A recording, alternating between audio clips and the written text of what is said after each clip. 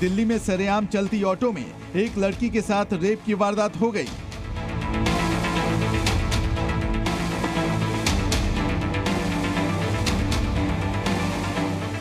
सही सुना आपने, चलती ऑटो में रेप, यानी आरोपियों को रत्ती भर भी खौफ नहीं था। वो खुलेआम दिल्ली की सड़क पर घूमते रहे और लड़की के साथ रेप करते रहे।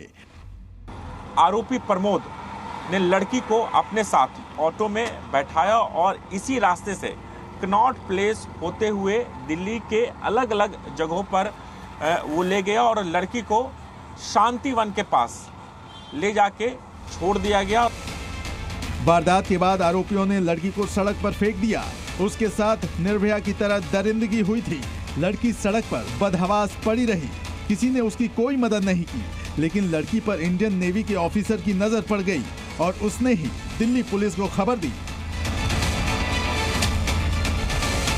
पुलिस फौरन मौकाए वारदात पर पहुंचती है। बदहवास लड़की को एम्स में भर्ती कराया जाता है। पीड़िता की मानसिक हालत बहुत ठीक नहीं थी। मेडिकल रिपोर्ट में इस बात की पुष्टि हो गई है कि उसका गैंगरेप हुआ है। गैंगरेप की पुष्टि होते ही दिल्ली पुलिस एक्शन में आई। 10 टीमों ने 20 दिन तक जांच की। 150 कैब ड्राइवरों से पूछताछ की गई। 700 सीसीटीवी कैमरों को खंगाला गया। एक सीसीटीवी में ऑटो के पास पीड़िता दिखी। पूरे 21 दिन बाद 3 आरोपियों को गिरफ्तार किया गया।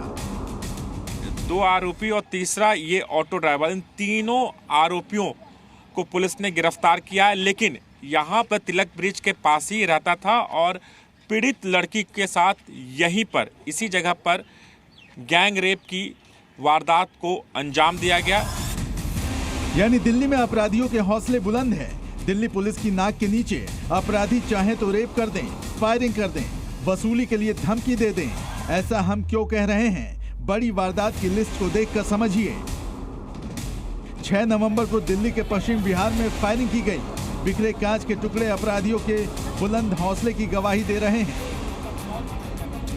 4 नवंबर नांगलोई में प्लाईवुड शोरूम पर रंगदारी के लिए अपराधियों ने ताबड़तोड़ गोलीबारी की।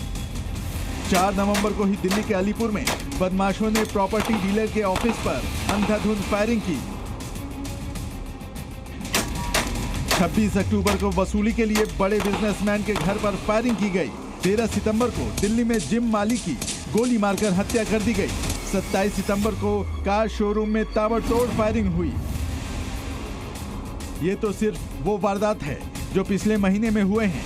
अपराध की पूरी कुंडली खोलेंगे तो देश की सबसे काबिल पुलिस की कलई खुल जाएगी।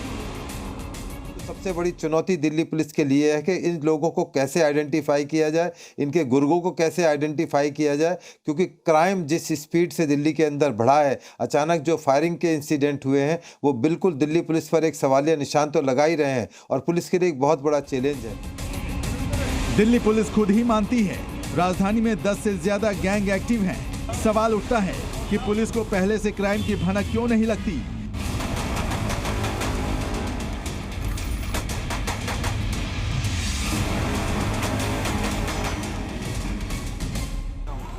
पुलिस के खुफिया सूचना तंत्र को क्या लकवा मार गया है? बड़े गैंगस्टर के कांड से पहले पुलिस को मुखबिर खबर क्यों नहीं दे पाते? ये वो सवाल हैं जिसका जवाब दिल्ली पुलिस को खुद ही तलाशना है, क्योंकि देश की राजधानी का ये हाल कतई नहीं रह सकता। दिल्ली में अपराधियों के मन में यूपी वाला खौफ ही दिखना चाहिए। राजू राज के साथ ब्यूरो रिपोर्ट, जी मीडिया। जी न्यूज़।